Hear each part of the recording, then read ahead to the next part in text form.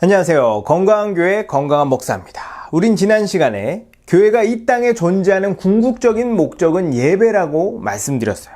하나님께서 이 세상을 창조하시고 사람을 창조하신 이유는 사람에게 복을 주어 하나님을 예배하게 하기 위함이었죠.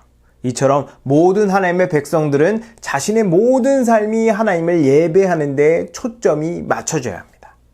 그 예배하는 삶의 시작점이자 절정은 교회에서 드리는 공예배예요.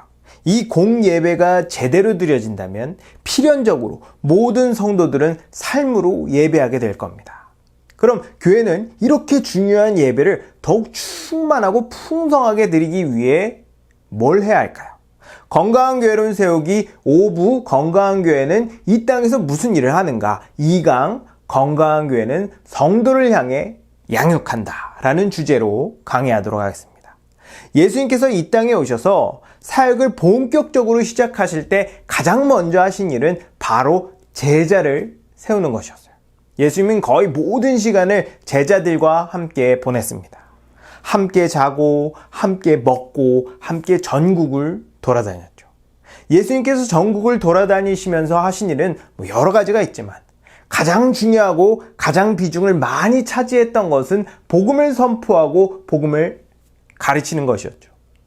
병을 낫게 하고 여러 기적을 행하신 것은 예수님께서 선포하신 말씀이 하나님으로부터 온 것을 증명하고 증거하기 위한 표적 중에 하나였지 늘 항상 무게중심은 말씀에 있었어요. 예수님은 많은 무리들에게 설교를 할 때면 대부분 비유로 말씀하셨습니다. 그러나 특별히 제자들은 따로 모아 그 비유에 대해서 더 자세하게 해석해 주셨죠. 이렇게 예수님과 제자들은 3년 동안 동고동락했습니다. 그리고 결국 예수님은 십자가에서 죽으셨는데 3일 만에 부활하셔서 다시 제자들 앞에 나타나세요. 그리고 이렇게 말씀하시죠. 하늘과 땅의 모든 권세를 내게 주셨으니 그러므로 너희는 가서 모든 민족을 제자로 삼아 아버지와 아들과 성령의 이름으로 세례를 베풀고 내가 너에게 분부한 모든 것을 가르쳐 지키게 하라. 그리고 예수님은 바로 올라가지 않으시고 40일 동안 제자들과 함께 계시면서 하나님 나라의 일을 설명해 주십니다. 왜 예수님은 이렇게 제자들을 세우는데 오랜 시간을 투자하고 공을 들였을까요? 그것은 그만큼 양육이 중요하기 때문입니다. 우리가 성경 전체를 훑어보면 성경이 말씀을 가르치고 배우는 일을 아주 중요하게 여긴다는 사실을 알 수 있어요. 어찌 보면 당연한 겁니다. 교육 또는 양육은 그 사람을 어떤 목적과 방향대로 빚어가는 거예요. 그럼 성경만 교육과 양육을 중요하게 여길까요? 대부분 조직 또는 사람들은 교육에 큰 열정을 쏟습니다. 우린 상식적으로, 경험적으로, 역사적으로 가르치고 배우는 것이 너무 중요하다는 걸 알아요. 자세하고 명확하며 풍성하게 아는 만큼 더 확실하게 살 수 있기 때문이죠. 신앙생활도 마찬가지예요. 저번 강의에서 말씀드렸지만 우리, 즉 교회의 목적은 하나님을 예배하는 거예요. 참된 예배는 우리가 어떤 존재인지 확인시켜주고 그걸 경험시켜주죠. 참된 예배를 드리는 것이야말로 모든 그리스도인의 목표가 되어야 됩니다. 그렇기 때문에 교회는 모든 성도들이 참된 예배를 드릴 수 있도록 복음을 가르치고 말씀으로 살아낼 수 있도록 양육하는 데 전력을 다해야 돼요. 왜냐하면 아는 만큼 믿을 수 있고 믿는 만큼 살아낼 수 있기 때문입니다. 그러나 오늘날 현실은 그렇지 않죠. 교육은 백년지대계라고 멀리 보고 체계적으로 계획을 세워야 합니다. 양육을 성경적으로 체계적으로 세워 올바른 방향으로 꾸준히 밀고 나가려면 그만큼 많은 노력과 시간과 물질과 희생을 쏟아야 돼요. 그러나 안타깝게도 많은 교회들이 이렇게 성도들을 양육하려 하지 않습니다. 왜냐하면 양육은 들인 시간과 노력에 비해 눈에 보이는 결과가 잘 드러나지 않기 때문이에요.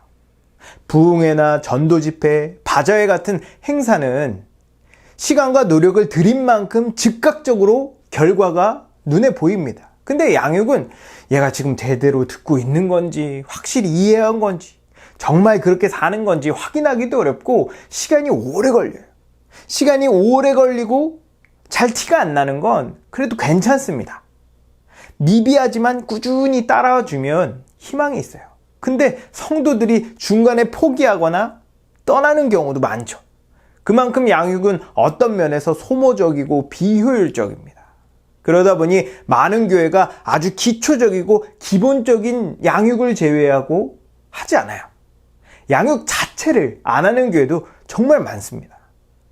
교회가 양육을 하지 않는다는 건 하나님께서 교회를 이 땅에 부르시고 세우신 목적을 포기하는 거예요. 에베소서 4장 11, 12절에 보면 그가 어떤 사람은 사도로, 어떤 사람은 선지자로, 어떤 사람은 복음 전하는 자로, 어떤 사람은 목사와 교사로 삼으셨으니 이는 성도를 온전하게 하여 봉사의 일을 하게 하며 그리스도의 몸을 세우려 하심이라 라고 말합니다. 사도, 선지자, 복음 전하는 자, 목사, 교사를 예수님께서 세웠다고 말해요. 여기 나오는 직분은 다 가르치는 직분입니다. 이 사람들을 통해서 성도들을 양육하여 그리스도의 장성한 분량으로 키워 그리스도의 몸을 세우는 것이 교회의 역할이에요. 그럼 교회는 어떻게 성도들을 양육할까요? 먼저 직분자를 통해서 양육합니다. 아시다시피 교회 안에는 목사와 장로가 있죠. 목사와 장로의 역할 자체가 가르치는 거예요. 그래서 목사는 늘 항상 성도들을 가르치는데 모든 힘과 에너지를 쏟아야 하죠. 각종 설교를 통해서 성도들을 가르치고 또 예배 외에 따로 교육 시간을 둬서 성경을 체계적으로 가르쳐야 합니다. 이 일을 하게 하려고 교회에서 목사를 양성하고 목사의 생계를 책임지는 거예요. 다른 일을 하게 하려고 목사를 세운 게 아닙니다. 게다가 목사는 가르치는 것뿐 아니라 삶에서 그 본을 보여야 돼요. 말씀이 실제로 능력이 있어 삶을 변화시킬 수 있다는 것을 직분자를 통해서 배울 수 있어야 합니다. 그래서 성경은 이런 사람을 직분자로 세우라고 말하죠. 더 나아가 모든 성도들이 서로 권면하고 피차 가르쳐야 합니다. 골로새서 3장 16절에 보면 그리스도의 말씀이 너희 속에 풍성히 거하여 모든 지혜로 피차 가르치며 권면하라고 말해요. 교회에서 양육을 하다 보면 사람마다 습득하는 속도가 다를 수 있어요. 또는 중간에 새로 들어와 앞의 과정을 듣지 못해 따라오지 못하는 경우도 많죠. 이럴 때 모든 성도들은 서로 가르치고 권면함으로 이런 지식과 배움의 간격을 줄여가야 합니다. 직분자는 일대 다수를 관리하기 때문에 한 사람 한 사람을 집중적으로 케어하기에는 한계가 있어요. 그러나 성도들 모두가 서로 권면하고 피차 가르치게 되면 이런 한계는 금방 극복됩니다. 게다가 각자 가지고 있는 은사가 있기 때문에 직분자가 가르치는 것보다 훨씬 실제적으로 맞춤 교육을 할 수 있어요. 우리가 신앙이 잘한 데는 어떤 원리가 있습니다. 신앙은 혼자 잘하지 않아요. 잘하더라도 한계가 있죠. 신앙은 옆 사람과 연결되어 함께 자랄 때 훨씬 빠르고 튼튼하게 자랍니다. 왜냐하면 우리 모두가 예수님 안에서 하나로 연결되어 있기 때문이에요. 이렇게 교회가 성도들을 힘써 양육하면 교회는 점차 하나님 나라의 모습을 드러냅니다.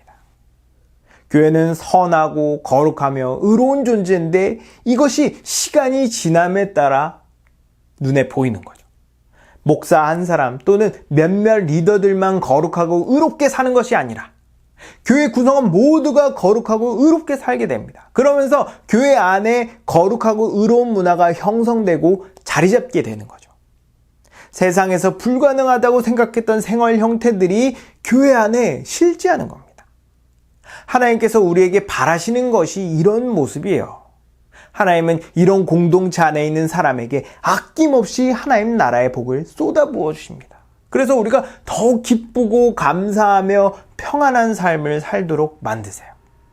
이런 초월적인 문화 안에 있는 사람들은 얼마나 행복하며 삶이 만족스러울까요? 이런 삶이 바로 하나님께서 기뻐하시는 예배로 승화되는 겁니다. 이런 삶을 살게 하기 위해 교회는 반드시 성도들을 하나님의 말씀으로 양육해야 하는 거죠. 여러분, 교회의 궁극적인 목적은 예배예요. 참된 예배는 하루아침에 이루어지는 게 아닙니다. 물론 다 갖춰야 예배 드릴 수 있는 건 아니에요. 지금 당장 주께서 주신 은혜와 사랑으로 얼마든지 참된 예배를 드릴 수 있습니다.